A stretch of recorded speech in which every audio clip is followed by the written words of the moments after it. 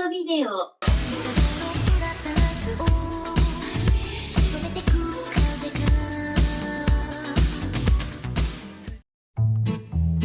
Since the dawn of time, civilizations have always thrived on mythologies that help form their foundations, explaining the creation of the universe, where humanity came from, what happens to humanity after death, etc. But out of all the global mythologies, none has had such a greater impact on global culture than Greek mythology. Propagated through centuries of oral tradition before being put to text, the body of myths detailing ancient Greek deities, heroes, and creatures are some of the most thoroughly documented collected works of literature from the ancient world. And thanks to their resilience to the sands of time, Greek mythology has become a cultural touchstone of Western civilization. From the moment Roman civilization appropriated their deities and rebranded them as their own, Greek mythology has found its way in nearly every facet of Occidental culture. Paintings from the Italian Renaissance rendered figures of Greek myths with divinity usually reserved for Christian deities. English literary figures from Chaucer to Shakespeare to Shelley sought inspiration from the classics of ancient Greece. Architecture from Austria to America were formed using ancient Greek temples as basis to capture their perceived grandiosity.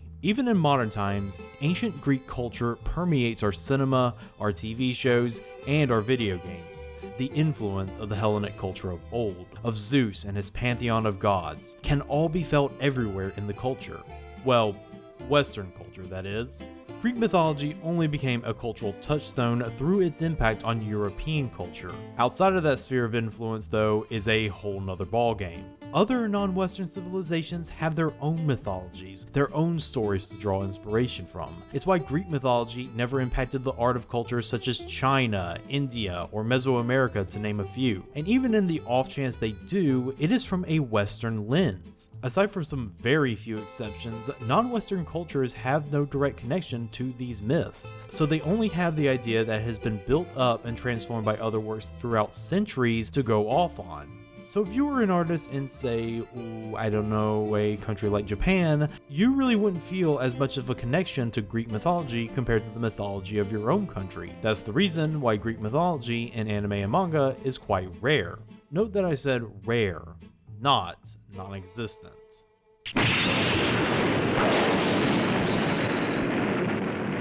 In the time where mortals and gods walk the same earth, Demeter, the blind goddess of the harvest, lives a peaceful home life with her son, Arion, the child she had with the god Poseidon. One day, a mysterious cloaked man darkens their doorway. He is Hades, god of the underworld, and he has taken a special interest in the boy. So while Demeter's back is turned, Hades tricks and abducts Arion from his home to raise him up to be an assassin. All just so he can take revenge on his younger brothers Zeus and Poseidon for forcing him to be ruler of the underworld.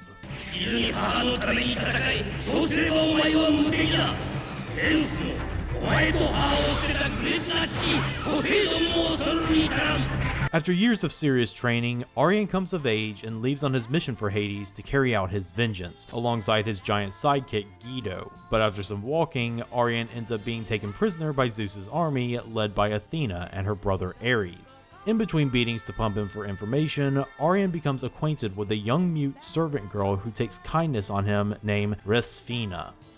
Arigato.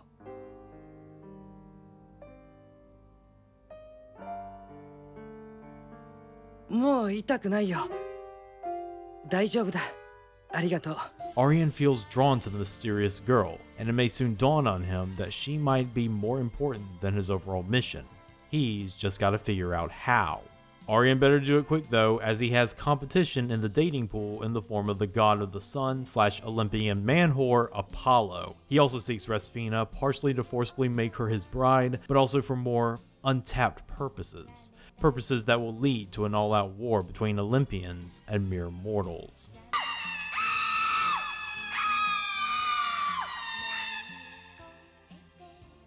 どうした、アリオン君。雨音が愛しい人の声にでも聞こえたかね。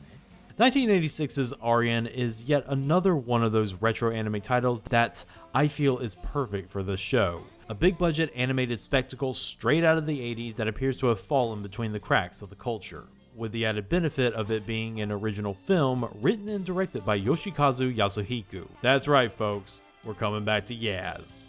But what separates Arion from Yaz's other film, Venus Wars, is that Arion never appeared to have that second life after release, at least here in the States. It was never localized in that first wave of anime titles and thus missed out on the prestige of Saturday morning Sci-Fi Channel airings. It only recently just came over thanks to the hard work of our good old friends at Discotech. But unlike the more well-known Venus Wars, Arion has the advantage of being, well, good. I said, let's chill out! Well, gooder to be exact. Arion is a flawed anime blockbuster, but it's good enough that it falling by the wayside feels more like an injustice than most. And hopefully, this video can help make it not ancient history. Gather in the amphitheater, citizens, for this video orator is about to invoke the muse Clio to regale you with one hell of a Hellenic anime. I shall assume that your silence gives consent. 風に乗ってこれは血の匂いじゃケルベロスよそれ戦場は近いぞ Now I'm gonna assume some, if not most of my audience is familiar with the characters of Greek mythology. The Olympians, Hercules, Theseus, Perseus, Odysseus. A lot of yeses. But some of you might not know that Arion was based off of an actual Arion in Greek myth. But the catch was that he wasn't so much an actual character, so much so that he was an actual horse. The legend goes that Poseidon romantically pursued the goddess Demeter, but she refused his advances as she was searching for her daughter Persephone at the time. To escape from Poseidon, Demeter turned herself into a mare and hid among the herd of horses. However, Poseidon turned himself into a stallion and mated with her. This resulted in the birth of her son, the horse Arion, and a daughter, the goddess Despina, whose true name cannot be revealed to the uninitiated.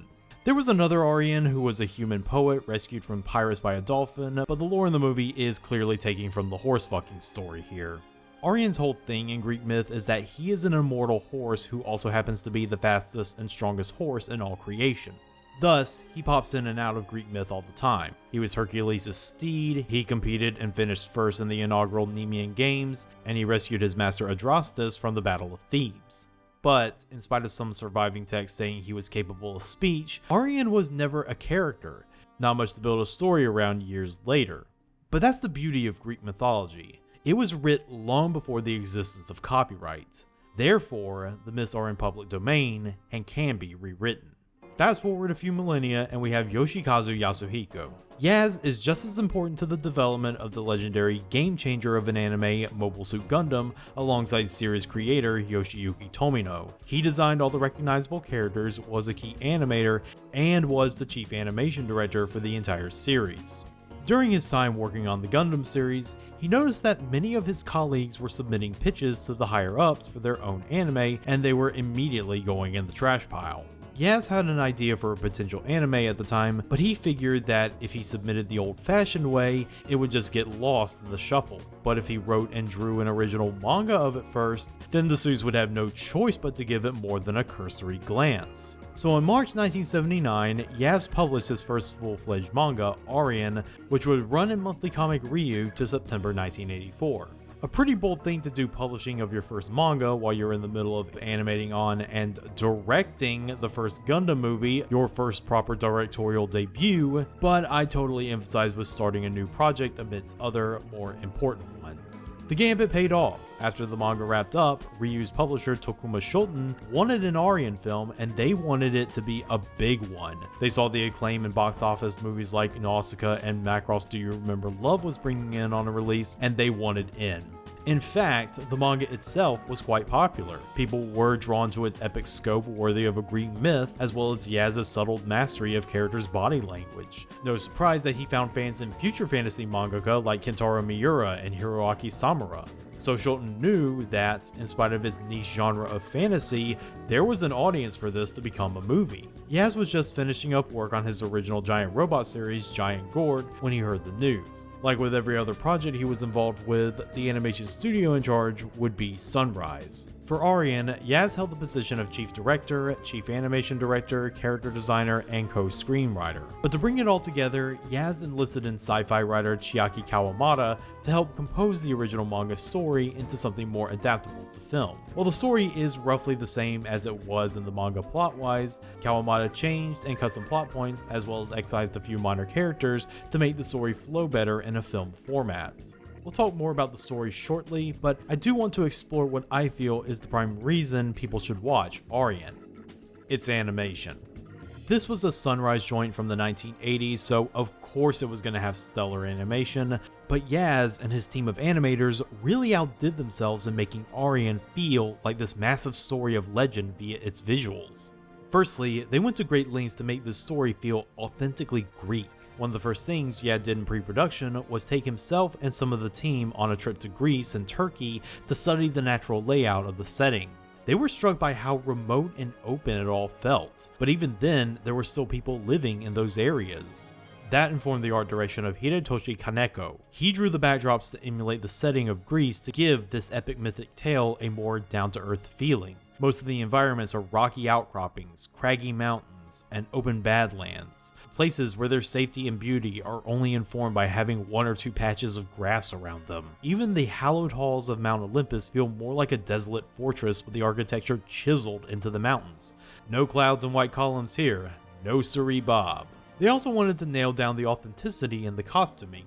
This was done by Kawamata calling up a colleague in the manga industry who he knew adored Greek mythology and culture. Her name was Ryoko Yamagashi. If you don't know who she was, Yamagashi was a member of the Year 24 group, or the Magnificent 49ers as they are also called. Basically, the generation of female mangaka that emerged in the 60s and 70s who revolutionized the shoujo genre and ushered in its golden age. Yamagashi's most well-known work at this point was Shiroi Heia no Futari, a 1971 manga about the tragic romance between two students at an all-girl Catholic school, one a stern, aloof brunette, the other a bright-eyed, naive blonde. In short, she created the archetypical Yuri story. Arion was Yamagashi's first and, to date, only anime role, and I think she is an integral piece in what makes this film work. The costuming, especially that of the Olympians, is next level in this film. Athena in particular seems especially dedicated to serving in whatever scene she's in. せっかくご招待して差し上げたのに、そんな顔をするものではなくってよ。 Also, I think Yamagashi's design of Apollo is also a big part of why he sticks in your mind, turning what could have easily been Char Aznavour Greek edition into a classic shoujo villain fuckboy. But it's one thing to make the look of the film feel authentically like a Greek myth. It's a whole nother thing to put it in motion. And by Diogenes' barrel does it ever. Despite Yaz's attempting to tell a grittier Greek myth without the frills, he and his team make it feel like the larger-than-life story straight out of the tales of yore. No scene is ever half-assed in its execution. Whether it be galloping cavalries, intense clashes of blades, phalanxes marching in perfect formation even as their comrades fall, or an ancient dragon so old it has a verdant landscape on its back that blows off in the wind as it flies. This is one of those projects where you can see the Kaneda school of animation in play, emphasis on movement over staying on model, and it really helps being woven into the mythical nature of the story, giving a supernatural and occasionally psychedelic quality to the film overall.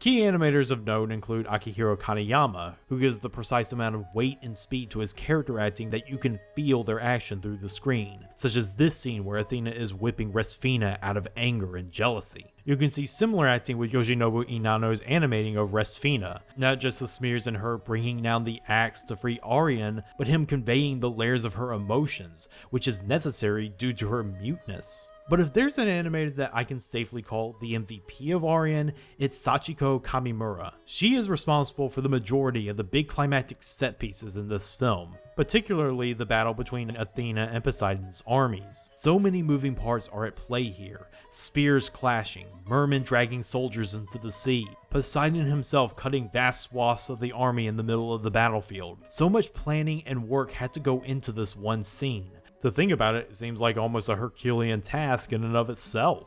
As for the voice acting, there's almost too many standouts to choose from since they got so many good ones for this film. Masako Katsuki plays Athena as this cold-hearted iron woman who nevertheless has a vulnerable side that allows for some sympathy. 私がお芝居でこんなことをしていると思うの？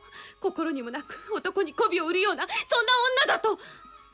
それを言ってはあんまり君がかわいそうすぎる。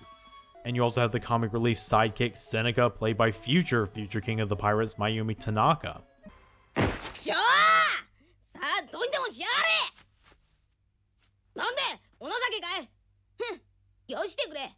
And there's also Apollo, played by Hirotaka Suzuoki, showing off his range by transforming his heroic bright Noah voice into one dripping with sweet venom. そう、君好きの次女を一人分けてほしいんだ。ほらレスフィーナという娘さ。 But my favorite has got to be Chikao Otsuka as Hades. He gives this absolutely guttural performance with a voice that almost seems to have come straight from the abyss itself. The perfect villain voice if there ever was one. 呪われるがいい。死にさえも救われぬ苦しみの中を一人でどこまでものたうっていくがいい。 And then there's the glorious soundtrack by Joe Hisaishi doing what he does best. Crafting a score that is minimalist in composition and sound, but still using it in such a way that it conquers the vast soundscape and swallows the room. If there's ever a man who could make a Fairlight CMI sound like a symphony, it is him.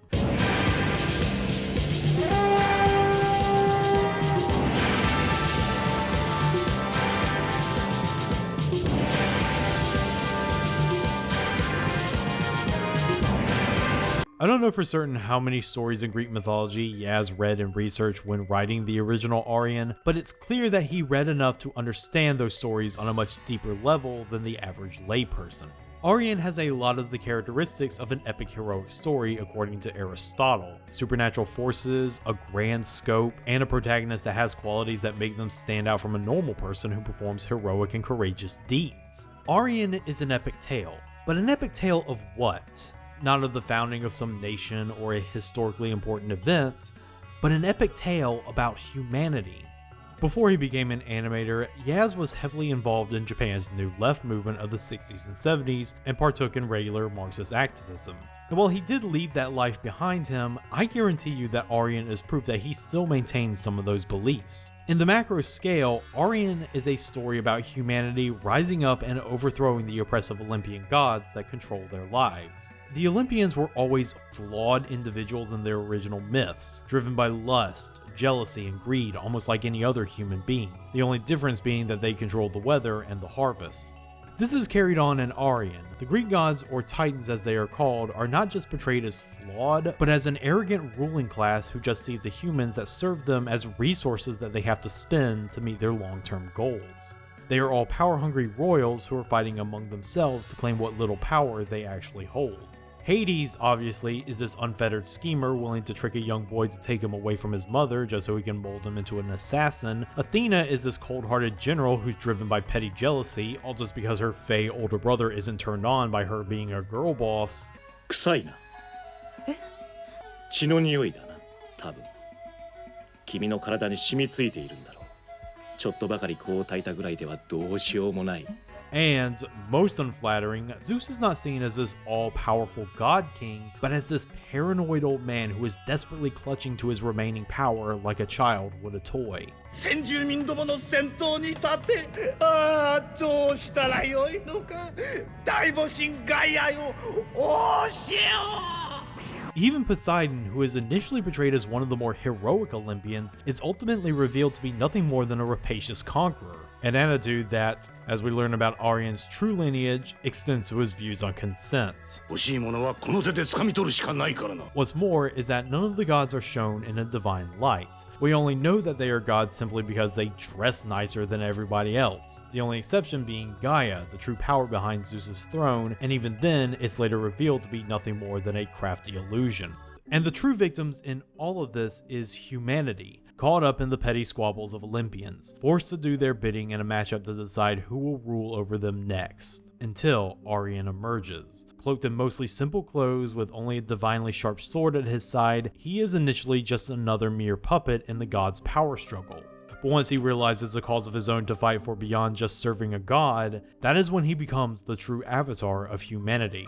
今度ばかりは強いられていくのではないぞお前がオリンポスへ行くのはレスフィーナを救い出すためだレスフィーナのもとへお前はお前として行くのだ And that's not just me using my English degree to do thematic analysis. Arion is truly supposed to represent humanity. We learn of this by learning his true lineage. And I will be spoiling a lot of the anime's plot twists from this point forward, if I haven't already, so be prepared.